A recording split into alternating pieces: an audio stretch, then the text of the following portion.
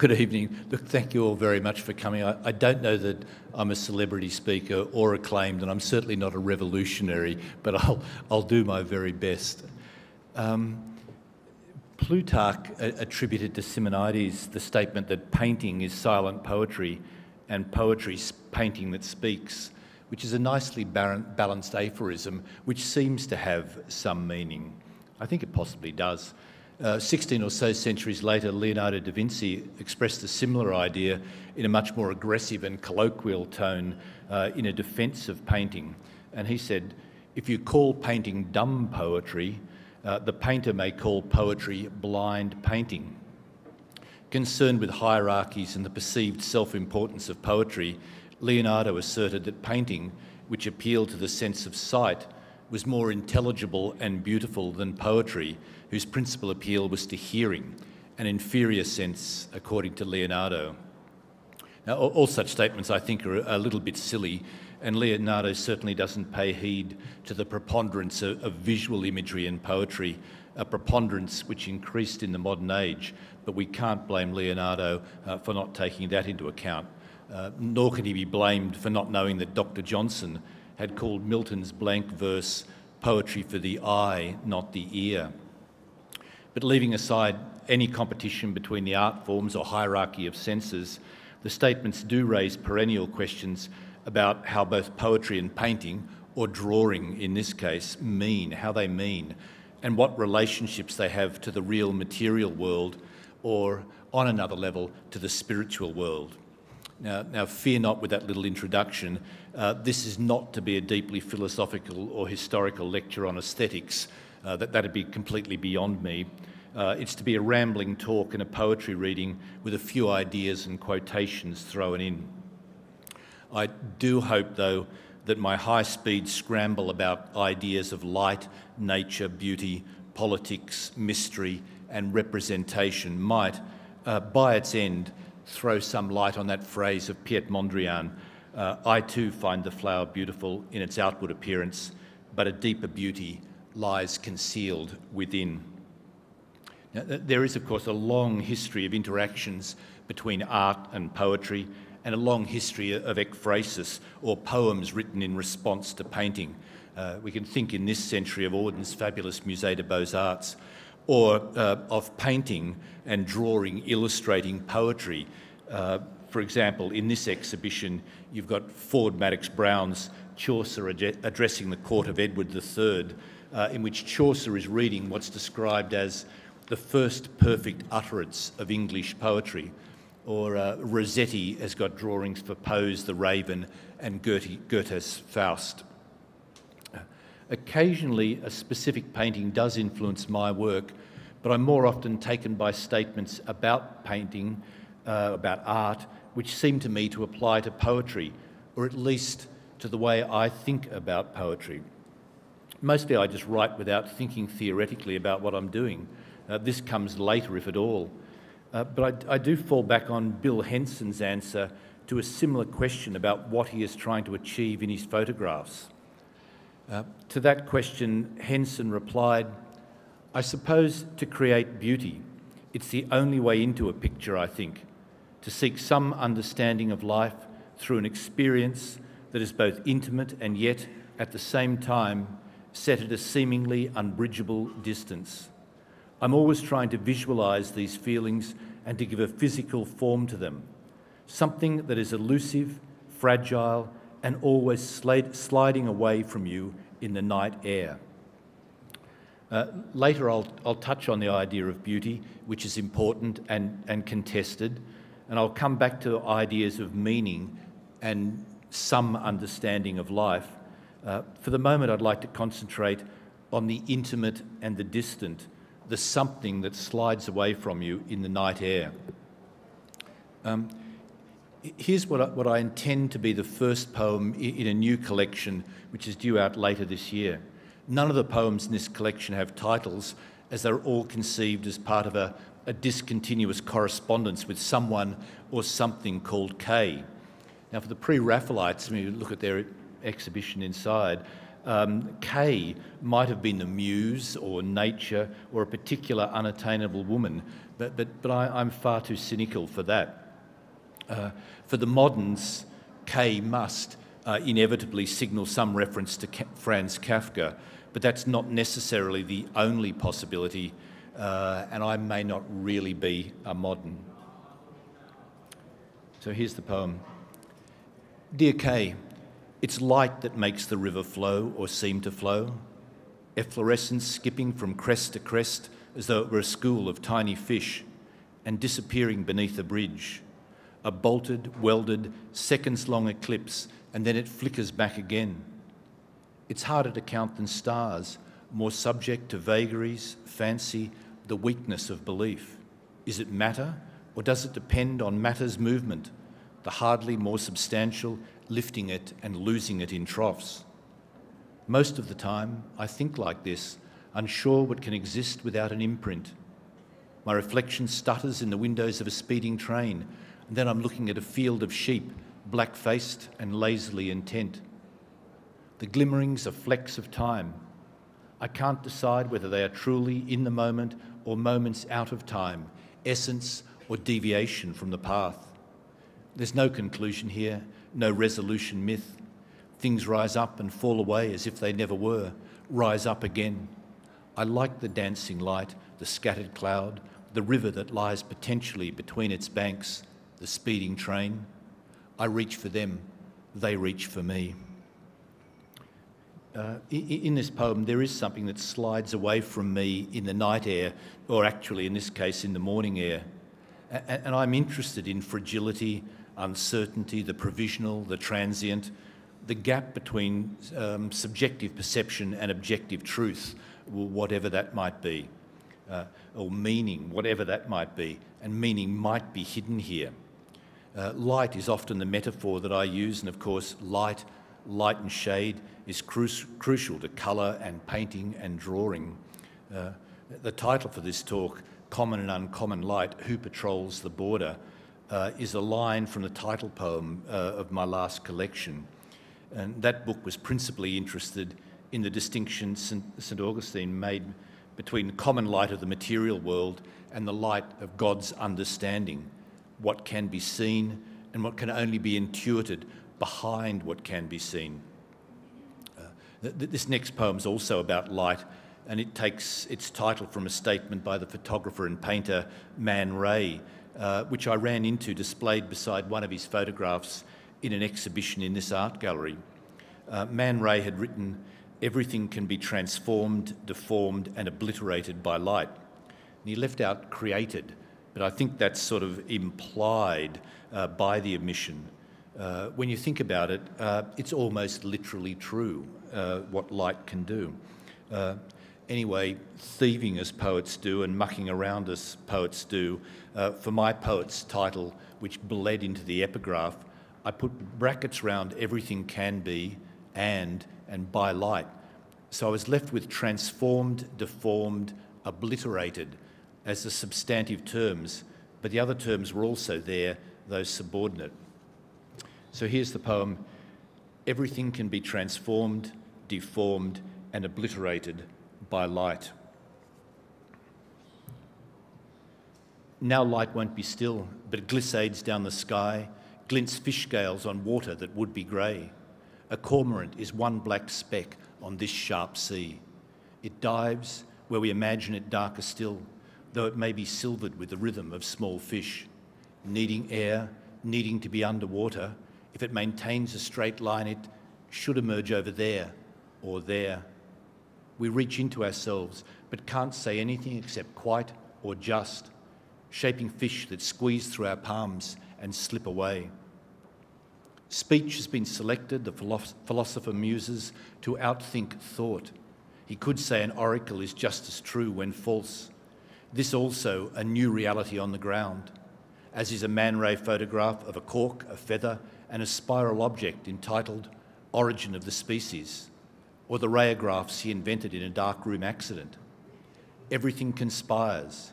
Everything is yoked by restless approximations, so anything may not be one thing or another, but both, a body and its ghost, empty space, dark force. It's hard to know what's provisional, what eternal, or if the ideas themselves are to blame, like trying to believe the universe originates from a single spot or the beaks of finches are proved fact and consequence. That black butterfly on the moonflower vine is bigger than the heart-shaped leaves.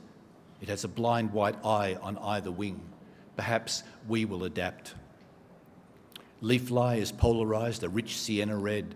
Greens are deepened, and I step into my rag-limbed slouch of shadow, eye full of thought, until a bough cracks my head. Seagulls swing above, and coming in low and chevron-shaped is a three-gull flight.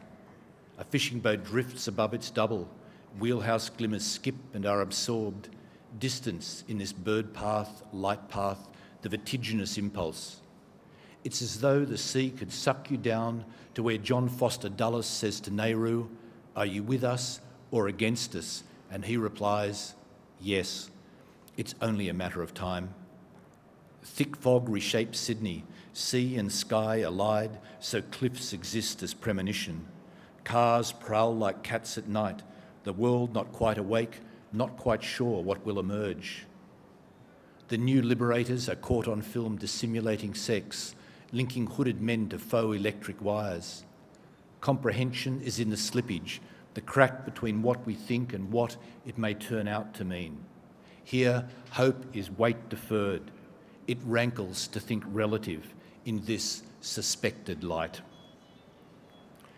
In this poem, I'm leaping around between direct description of things I experienced on one particular Sunday, some aspects of philosophy, the mysterious title of man-raised photo collage, and the horrifying politics of the time. In my mind, I might be wrong, of course, but in my mind, the real subject of this poem is how do you make sense of such disparate material? What light can be shed on this? What does all this mean? In a sense, this sort of poetry is profoundly different from, say, the certainty of William Holman Hunt's painting, The Light of the World. Nature in my poem is beautiful, but by itself it can't be a refuge from the human world. One of the influences, on the Pre-Raphaelites was, the critic and painter himself, Ruskin, John Ruskin, and in Modern Painters, he advised painters to go to nature in all singleness and walk with her laboriously and trustingly, having no other thought but how to penetrate her meaning, rejecting nothing, selecting nothing, and scorning nothing. It's a very romantic sort of reaction to the Industrial Revolution. And in other places, Ruskin can sound like Karl Marx, around about the same time in the 1850s. But such simplicity is almost impossible now. Nature is now compromised and politicised, and it would be naive to expect to find understanding or truth in an idealised nature. Echo poetry has now replaced landscape poetry, and the romantic sublime is heavily criticised as man-centric or anthropocentric, I suppose, in much postmodern work. But I still find myself going back to nature for some balance beyond the insanity of man, not to identify with it, but to identify the differences between the cultural and the natural. Here's a simple little nature poem, I suppose, called Morning, Thinking of You.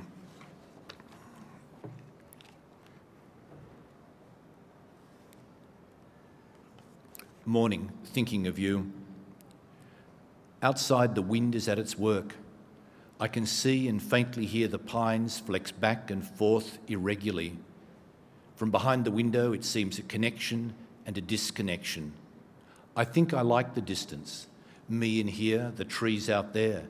It gives the world its otherness, its fine inhuman dignity. Momentarily, it unmakes me. Strange, inconsistent meditation. Autumn sun glistens on a sea that is almost flat.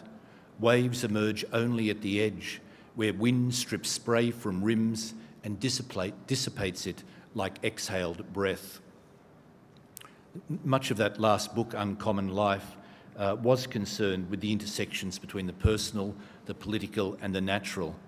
It takes its epigraph from a 1946 essay, Some Thoughts on the Common Toad, by that most political of writers, George Orwell.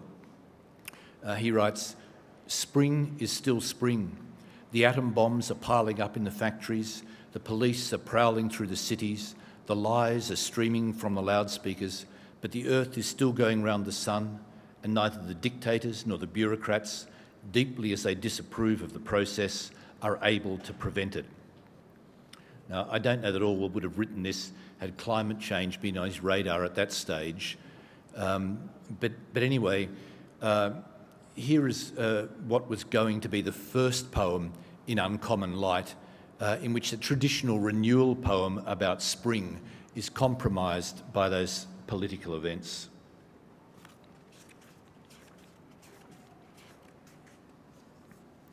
Spring. Sun is our measure. The warmth of light between the elastic bob of leaves, birds perched on twigs or seeming blue sky before and after, their sharp cries existing when they may not, our skin taking in time and little by little letting it show, sunspots, keratosis, our darker selves in and out of seasons, leaves put back in array, the sudden mutability of new growth subordinate to a trunk. So much time we spend in dreams, disavowals. The war takes, 16 days. The war goes on. The tyrant flits from hideaway to hideaway, his face evolving into a full dark beard. A soldier shoots the Bengal tiger he once fed between the bars. Under the gunfire, in cafes and corridors, we minute the becoming order. Trees are imprinted in the intervening, a flicker book of intersections in relation to. I swoop past here, they sway, the one wind blowing, always some leaves falling from the mass. Here, by way of contrast, when we think of spring and spring poems, is a poem by Dante Gabriel Rossetti, which is also not a traditional spring renewal poem. It's called Barren Spring. Once more the changed year's turning wheel returns, and as a girl sails balanced in the wind, and now before and now again behind, stoops as it swoops with cheek that laughs and burns, so spring comes merry towards me here, but earns no answering smile from me, whose life is twined with the dead boughs that winter still must bind, and whom today the spring no more concerns.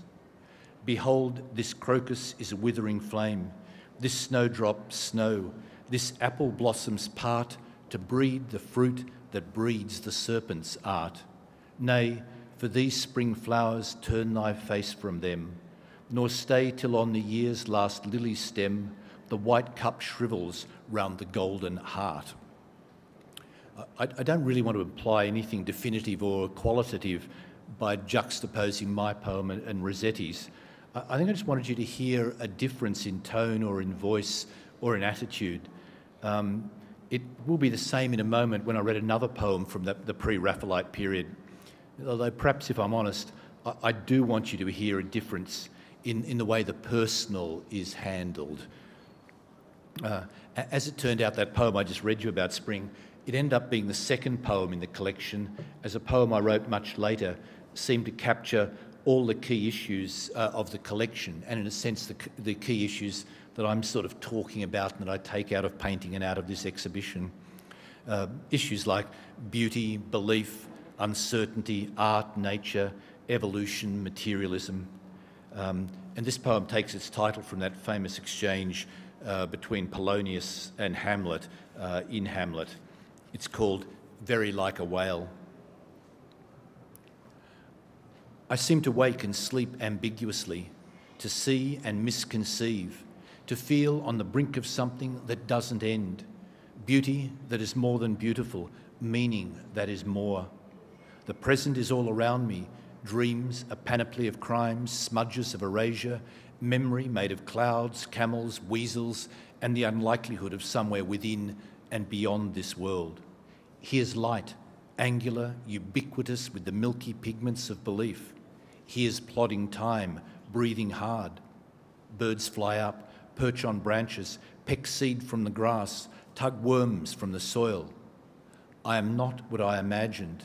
Here I am the illusionist and dupe of my illusions, making the angels disappear, wishing them back again. Stories that shifted in the telling once were true. A virgin birth, a resurrection, a tiger who regained his human form, a crocodile who didn't. I'm pitching words against the sea. It drags them out, flings them back again, still freighted with my weight. The waves are red with blood, brown with shit, yellow with the sickly light, anything but blue and green. I am an insistent fizz and drone, deft, adroit, as elastic as necessity and chance. One more clay figurine with beseeching hollows where the eyes should be. As different from the others as I am the same, no more evolved than a roach, no better than a rat, happy as a Labrador in the sun. This is grace, the rest is commentary, and I would let it go. In millennia, I'll chatter metaphysics with a chimpanzee. Now my thoughts are the antlers of the Irish elk, the wings of flightless birds, peptides spelling out the phrase, very like a whale. Most organisms produce more offspring than can possibly survive. Nothing can follow that. Something will. Blunt heads of rain, faithless wind, the stricken sun at dusk, knock-kneed girls somersaulting on the beach, the commonplace surprise of making love face to face, the heart breaking apart, an instrumental eye and instrumental mind rejoicing, a last cacophony of birds. Despite the horrors and uncertainties in that poem, the confusions, I did want it to end on an affirmative note and qualified optimism and joy in the natural world was how I wanted to finish the whole collection. And it finishes with the poem, Spring is Still Spring, where the title is taken directly from the Orwell quotation that I used as an epigraph. Spring is still spring. The midsummer sea is flat and now midwinter cold. Nor'easterlies have drawn the southern current up and in. We talk about it, can't remember such a betrayal of bargains we consider struck.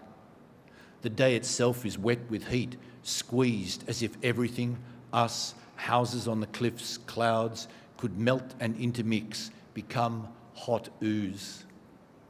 Have you had a happy life? Well, yes, the poet murmurs. I have, I mean, mind reorders time, fixes and leaves behind the silliness of hope. The common toad may not come back. 8,000 skulls are a pyramid near Phnom Penh. I look away, and when I look back, it's like those pictures of divine breath emanating from a cloud. Whitecaps flicker, the sea ripped open and is suddenly restored. From this shore there's distraction for the eye, but no immediate promise. Tomorrow, the world won't be a safer or a fairer place. Our willingness to wonder and to hurt will be the same. But the sea may come up, and if we're lucky and not too afraid, we might press ourselves against the edge of that one big wave, cling and let go. I hope that's not too Pollyanna. It probably is, but anyway. Here are the first two stanzas of that Thomas Woolner poem I said I was going to read. It's called The Beautiful Lady, and it was first published in the journal Germ in January 1850, accompanied by an illustration by William Holman Hunt, and the page is displayed in the exhibition. You may have already seen it or will see it. Here's how the first two stanzas go. I love my lady, she is very fair. Her brow is white and bound by simple hair. Her spirit sits aloof and high, although looks through her soft eye, sweetly and tender lie. As a young forest when the wind drives through, my life is stirred when she breaks on my view. Although her beauty has such power, her soul is like the simple flower, trembling beneath a shower. Woolner was the only sculptor among the foundation members of the Pre-Raphaelite Brotherhood. He was also a poet, a friend of Tennyson, and a successful art dealer, and he spent a little time in Australia. Now, of course, all ages have their own tastes and expectations, their own ways of seeing and hearing and thinking. But you couldn't write a poem like that today and expect to have it published. It just wouldn't happen. If you look that poem up, it was in a Victorian anthology published towards the end of the century, and I think you can find it on the web. And it's very different because he reworked it and expanded it and turned it into a Tennysonian sort of epic. But those are the two stanzas that you've got upstairs. I'm going to make a sudden leap here to an apparently unrelated poem. Well, it's not actually apparently unrelated, it's really unrelated.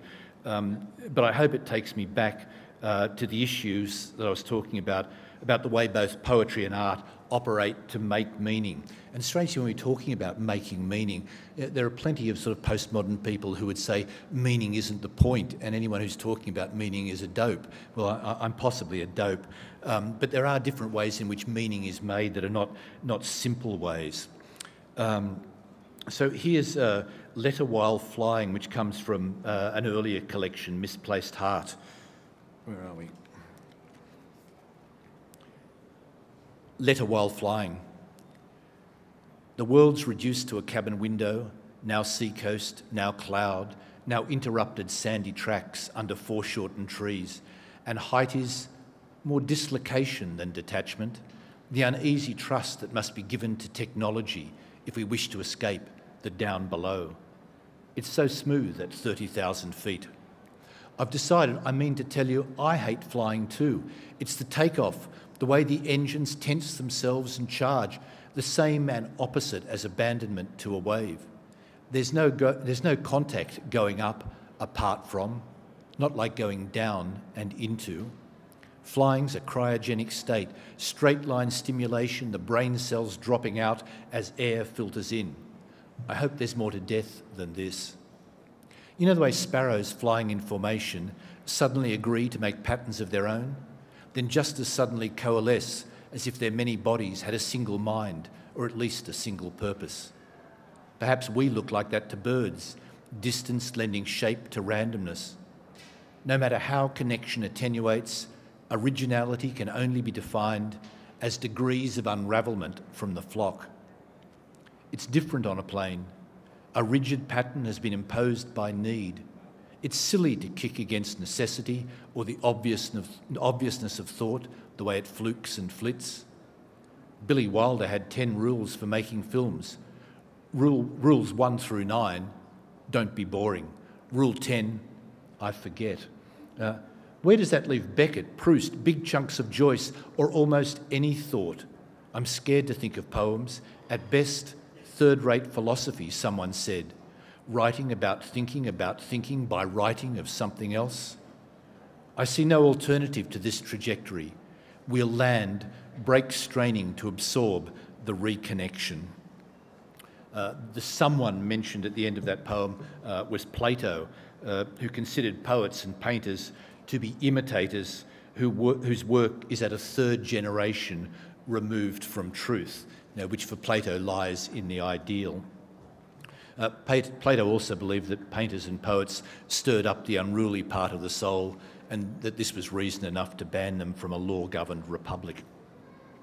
I'm hoping that this poem also brings me back to both the Bill Henson quotation and the Piet Mondrian quotation that I read about 20 minutes ago.